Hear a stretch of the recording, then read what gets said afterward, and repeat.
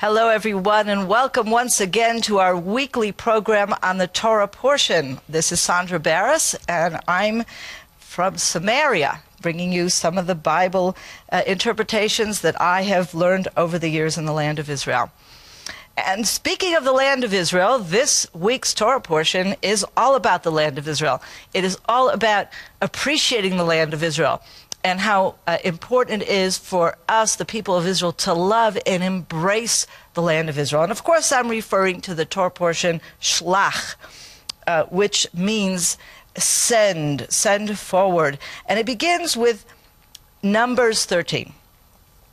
And the portion begins as follows. The Lord spoke to Moses, saying, "Send men to scout the land of Canaan, which I am giving to the Israelite people. Send one man from each of their ancestral tribes, each one a chieftain among them."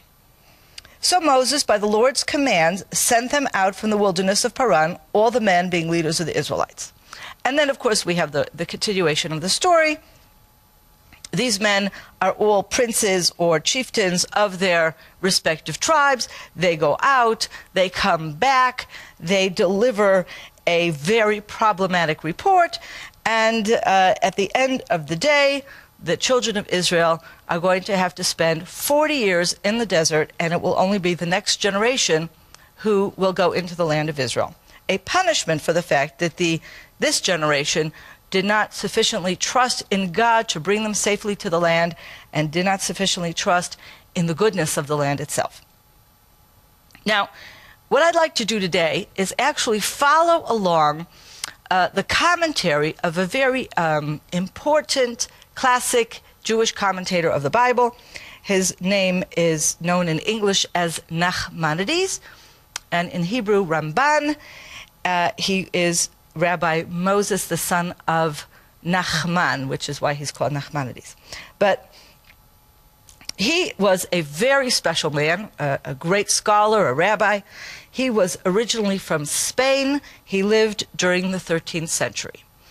And I would like to follow through on his commentary, raise some of the questions he raised, give you some of the answers he gives, and then tell you a little bit more about him, because there is nothing like Nachmanides to teach an amazing love of Israel. In fact, he was, if the word Zionism had been created back in the 13th century, he would certainly be one of the chief Zionists of his time. Anyway, so let's begin with his commentary.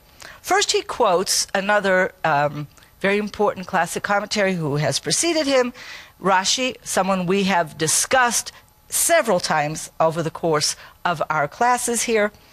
Rashi, first of all, let me precede this by a classic question that everybody asks.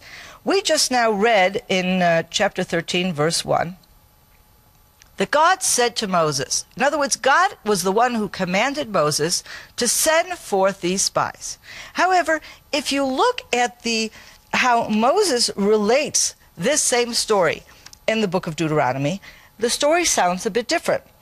And if you look at Deuteronomy chapter 1, verse 22, "Then all of you came to me and said, 'Let us send men ahead to reconnoiter the land for us and bring back word on the route we shall follow and cities we shall come to.'